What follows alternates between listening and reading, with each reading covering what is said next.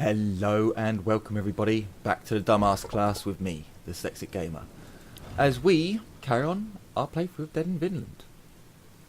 A bizarre contraption stands before you. It looks like a windmill, but it seems way too small to be used in as such. Maybe a kind of altar?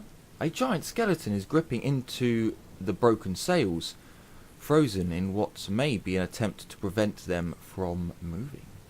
Or, on the contrary, to help them move. The structure is in poor shape. It seems long abandoned, and yet you're under the strange impression that time flows slower around it. It's almost still. You notice the carving in a wooden plane at the base of the structure. It looks like a rune. Examine the rune. You have the feeling that this is an old symbol you've seen many times before. Wisdom. You think this rune is the oldest version of a Au rune. This is J-Au. I'm giving up with the rune names now.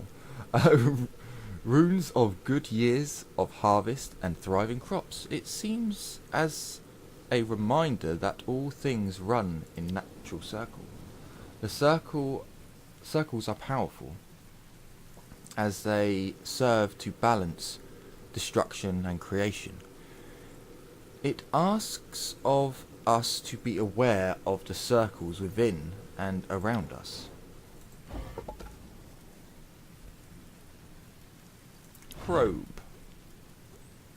Oh, fuck.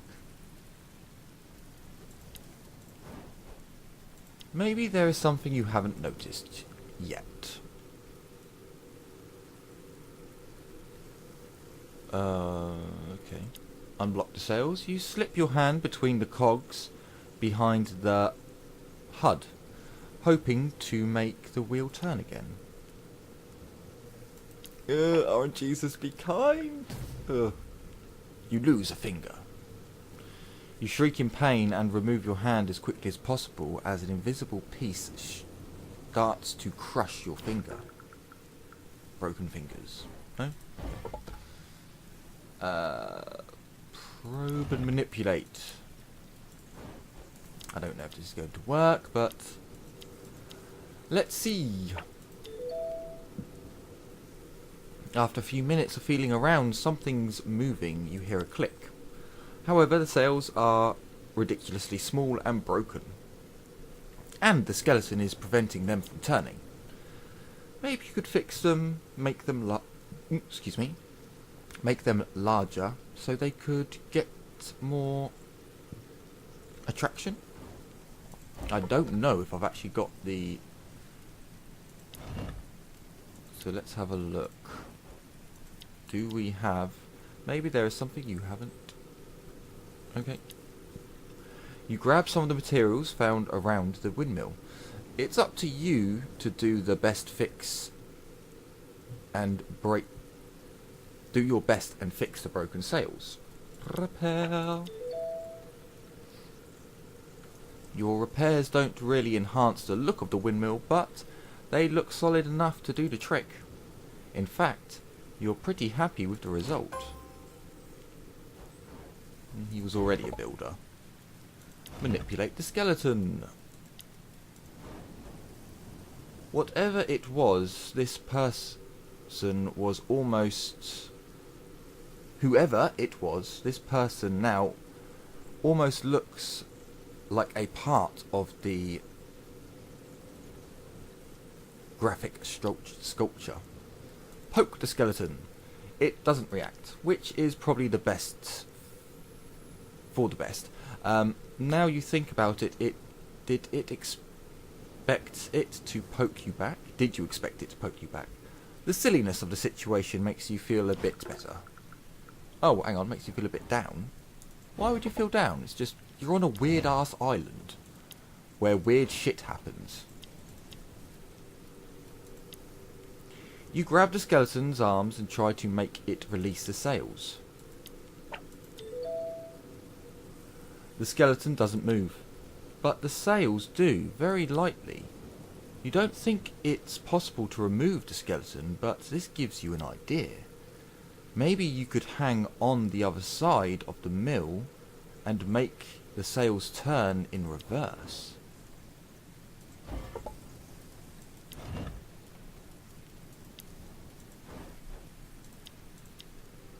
Turn. The wheel may turn if you manage to apply enough strength. Excuse me, sorry about that. You pull the sails down with all your might. Slowly, very slowly, it starts moving. The skeleton joints grind as they start to bend. Finally they break, and its bones shatter to the ground. They may be useful in the future. Excellent. The sails are now free again. The wheel is turning. The circle is restarted. You feel a strange relief. What to do but wait? So you wait. Minutes pass, or maybe years. The structure turns to dust and you watch a flower grow.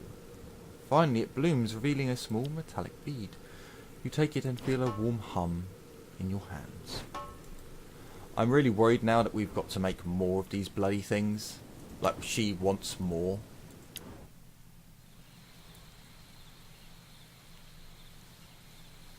An obstructed horn. Inspect. A big wooden lure is sitting right here in the middle of the forest. The craftsmanship of the Scandinavian horn is rather unsettling, both primitive and, I don't know, sacrificial? I don't know. A rather tall human being could blow the lure if it wasn't filled with rotten filth.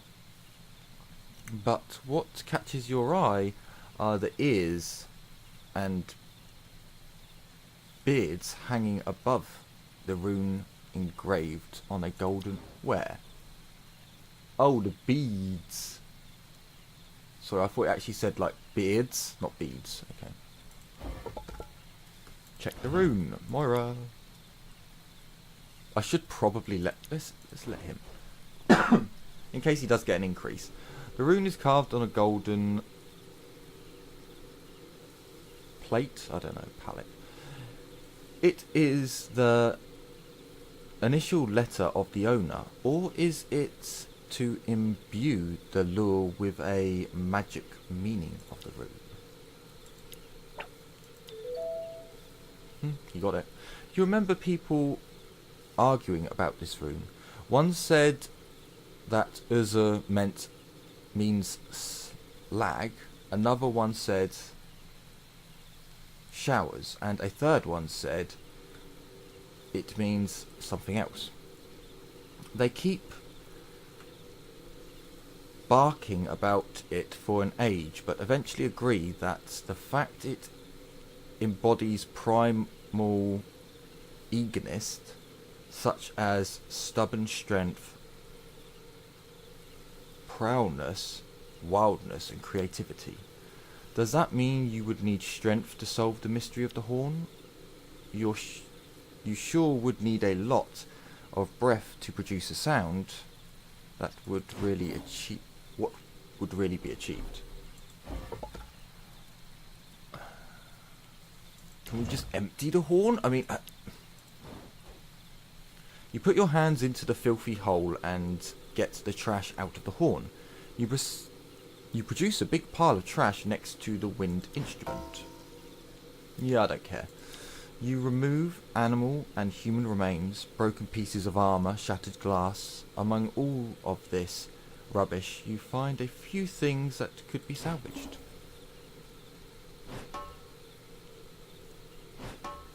Ooh, okay.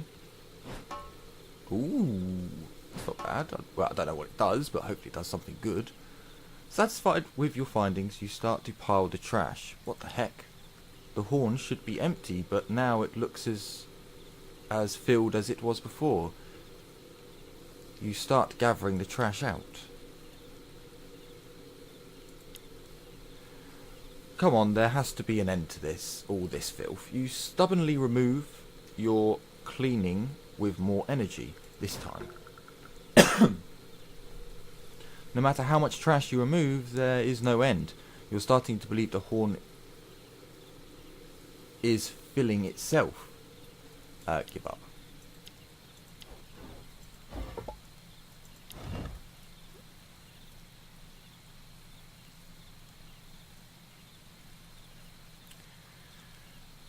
Do you know what, Blood Wielder? Go forth. You place your mouth against the hole, the top hole. You take a deep breath, pinch your lips, and blow. When you huff and you puff and try to blow the trash out, there is no trash going out, but the jaws of the skull mounted on the lure start chittering softly. Creepy. Not really what you expected, but at least you achieved something. Maybe the key is to the mysterious lure resides within the skull. You check it out.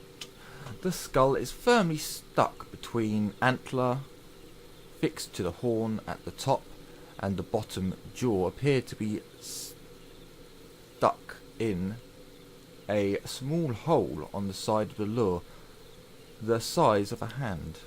Strange. You can't move the jaw with your hand right now, yet you swear the head is moving.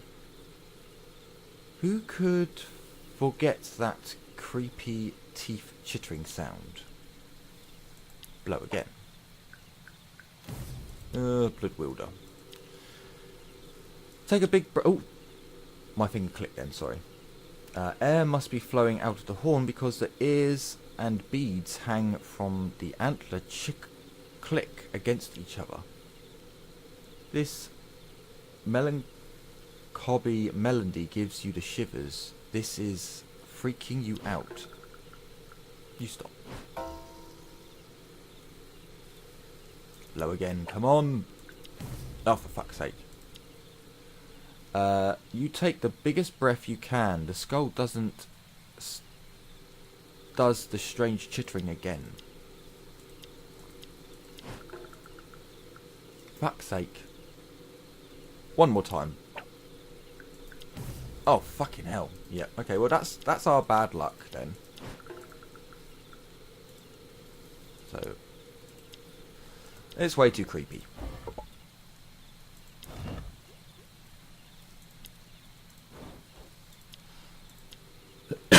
Excuse me about. Sorry, the coughing fit from the last is still with me. Okay, check the skulls. I've got to do all this again. Okay, well, we'll speed through it. You put both hands inside the mouth of the skull to cover the holes and press firmly to prevent air from escaping. Then you take a deep breath and blow again. Though no air comes from the side holes, the skull does the strange chittering again. On your hands this time. Yet you see the whole horn tremble as trash starts rolling out. Oh, god damn it. Come on, Moira. Get some good iron, Jesus. Oh, for fuck's sake. You huff and puff and try again, but you bear. You try to remove your hands, but the jaw moves too fast, biting your flesh. You use great strength to remove your hands. Beneath the blood, your puffy fingers were a various pattern of colours, from yellow to dark purple. You're not only bruised, you also break something. Oh, crap. Stop. No, I didn't want to do that.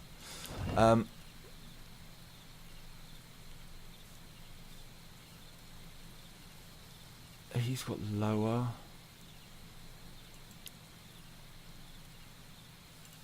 Let's let Chris have a try. Maybe your RNG is better. Just maybe. Who knows? Well, clearly fucking not. Oh. God damn it. There we go. Oh, come on. Oh, my days. You've only got a... Yes, well, you were never going to do it then, were you? Crushed fingers? Crushed fingers.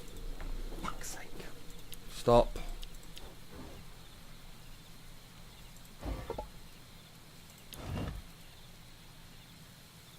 Come on, Blood Wielder. I should really just give up, but I'm one of those people who will smash my head against something to get the result that... Come on! Yes! The result that I want.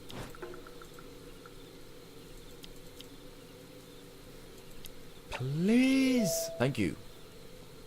You huff and puff and try to blow the trash out, ignoring the pain in your hands. You feel the whole horn tremble even more. You feel dizzy. You're almost out of breath when you finally hear a vibration.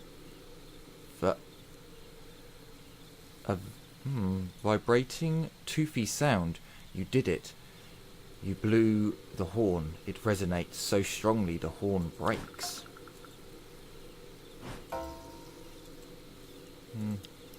All that's left of the skull is the skull trapping your hand. You break it to set them free and notice a small golden bead on the ground. You pick it up. It looks like an oraculum, whatever it is. Oracle... Some sort of thing that we need to give to some weird blue lady. Huh. Okay. A giant disembodied head of an old bearded man floats above the water. This bizarre apparition doesn't seem to be aware of your presence. Its beard weaves into the water to unfathomable depths, maybe as some kind of anchor or a naval steering. Its body is or naval steering. Its body, if there is one, it's nowhere to be seen. Its eyes are so dark they could be made of the fabric of the starry night. There is a third eye drawn on his forehead and the sign that looks like a rune. Examine the rune. This has to be one of the strangest runes. Nothing about it makes sense. Why would a massive head floating in the air before your eyes?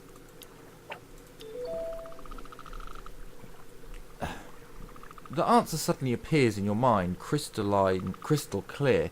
It is Lagz, the rune of water. Great unafear of life and portal of the collective unconscious. Somehow the ocean is moving in its sleep, and the surface mirrors its dreams. Okay. Talk to the head. Is it always going to be Moira? It does feel like it. Moira, go forth. The head doesn't seem to care about anything, it's just floating. Introduce yourself. As you start to say your name, the head opens its mouth and spits a torrent flow of water in your direction. Try to dodge! Come on, Moira! Yes!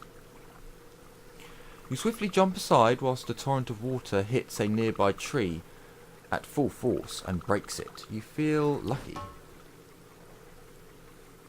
The head closes its mouth as nothing happens. It doesn't even look in your direction.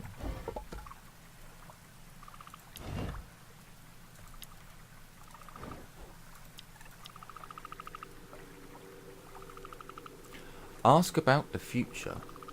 You don't really know how to ask about the future or even what to ask, despite this blur. You feel it's the kind of question the head may answer. Before you can open your mouth, the huge starry eyes suddenly turn to you. You fall into a deep black void.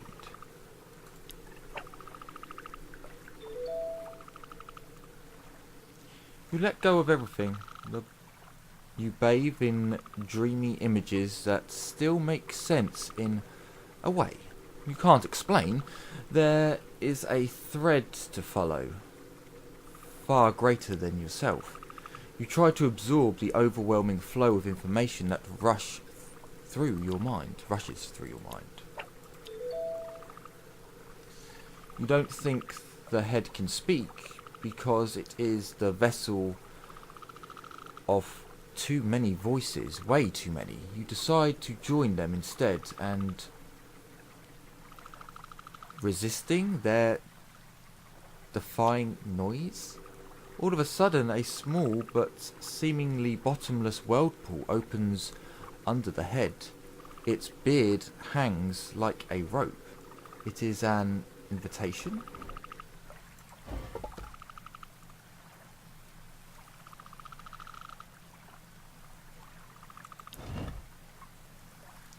I don't really know what this is, but you approach the head and start searching in its seaweed-covered beard.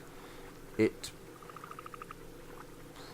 prods small, becomes the last of your concern, when it abrupts coils around you. What? The beard squeezes you like a snake, trying to crush its prey. After a few minutes of blinding pain, it throws you back onto the shore. Judas. Judas, I say. Judas. The head doesn't seem to... Before you can finish the sentence, the head sneezes, enveloping you in vicious mist that smells like thousands of dead fish.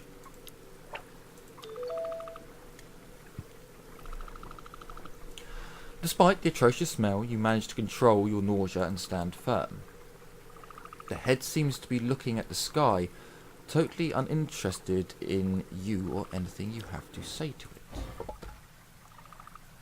Climb down the beard. Why was this not an option before? Moira, you're still the bloody best for this.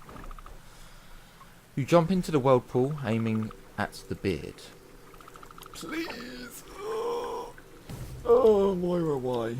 You fail to catch the beard, hitting the swirling whirlpool, and start drowning. Luckily, you've spat out of the maelstrom on the shore, gasping for air. Was that all that? Okay. You can give it another try. It's still over a 50-50, so... Oh, for fuck's sake. Oh, Jesus doesn't like us. Okay. It's just, I want the wisdom. I want her wisdom, because I think if I send Kira, bad things will happen. Come on. There we go. You catch the beard and use it as a rope, climbing down in the middle of the solid water wall. Or are you dreaming this? The descent lasts for a long time. Lasts for long that you don't feel your limbs anymore. Yet the bottom is nowhere to be seen. Bollocks. Finally, you reach the end of the rope. From here, the surface looks like a mere spot of light. Below you lies ancient unknown depths. Well, and we go. You let go of the rope. You fall into immeasurable darkness. Far deeper than the deepest ocean. You float in the endless sea of that blinds everything. Life, death, time, space, dreams and reality, the gods and mortals. Something opens in you. You form a bond between the known and unknown. There is nothing to fear, only the eternal change to embrace. charge to embrace that. You awaken on the shore. The head is finally looking at you, its mouth wide open. Its incredible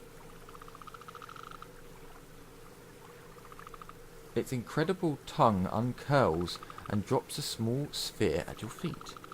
Then hesitantly, silently skids into the water and disappears.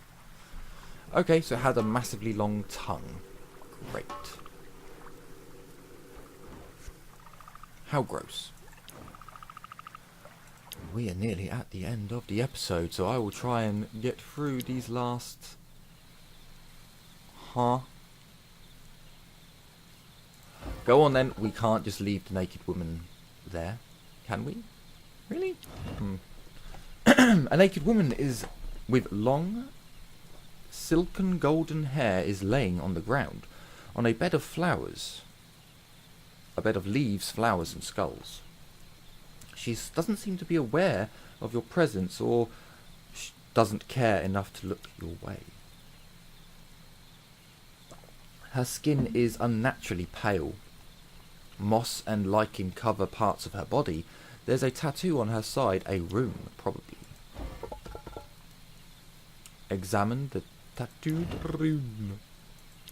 Wow. Definitely go with Moira. Getting close, you realise it's not a tattoo, but a scar. Why would a girl have a rune carved into her flesh?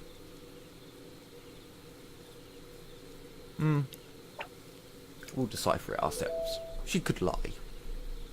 It's definitely a rune. You have no doubt about it. You saw it elsewhere long ago.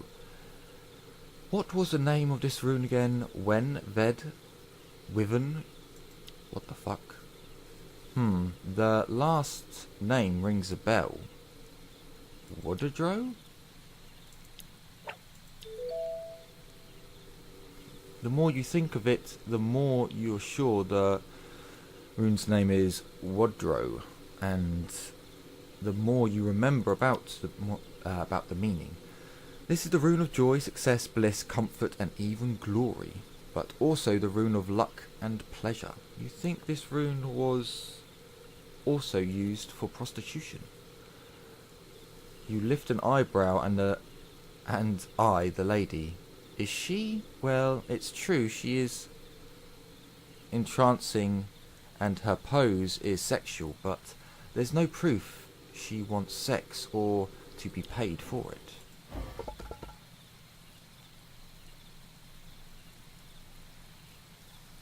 Talk to her? What will you talk about? Introduce yourself? Maybe she doesn't understand a word of what you're saying, but at least she's looking at you. She's listening. You have no idea of the nature of your connection, but there is one, at least for now. Smile at her. You try your best smile, hoping a similar reaction from her. She turns her head in your direction. Keep smiling. She smiles back with an expression so warm you couldn't help but blush. You feel utterly lost in her large, milky eyes. You seem to have caught her attraction, even if her thoughts were probably worlds away from yours. Lie down. Again, I think Moira's like the best one for this. You get a bit closer, slowly, with a relaxed position. You lay down close to her. She doesn't move and looks at you with her immeasured yet empty eyes. Oh, for fuck's sake! Her mesmerising gaze carries you far away from the world. As far you lose track of time, you feel empty. What happened? This was too much, yet not enough. You get up, trying to clear the blurry thoughts.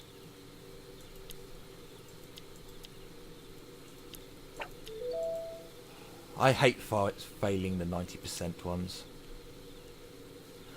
With a smile, she rolls on her back and looks at the sky. You do the same, trying to find which cloud her eyes are following.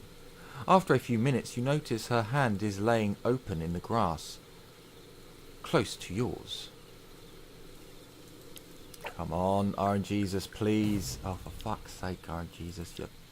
Too late. She's combing her golden hair with her long fingers. She gets up. She walks in a circle for a while, then lays down a bit further, without a single word in your direction. Let's give it another go. Oh, I might have to go and change the settings. Give up for a minute. Is this going to end the... No, okay. I actually may have to change the settings. I'm getting quite annoyed with these 90% fails.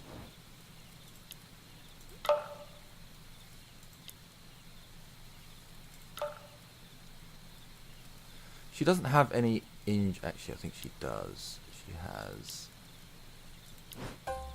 Good. Good. I get lucky sometimes, but other times, god damn, lay down.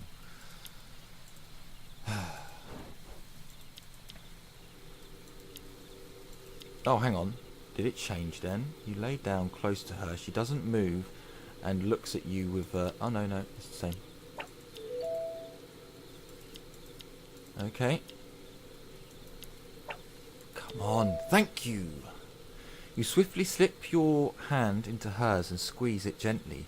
Her palm is warm and soft. She squeezes back, smiling.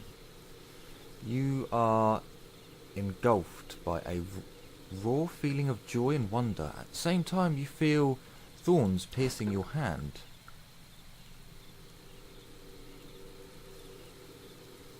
Don't move. Please. Thank you. The joy you feel is worth any pain.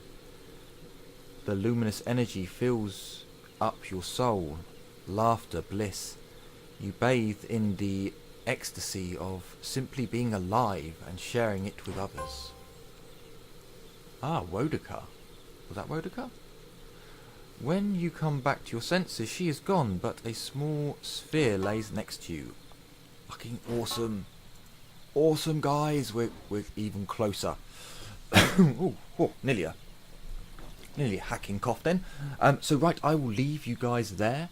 And hopefully in the next episode, many things will happen. Or the episode after that. We'll have to see.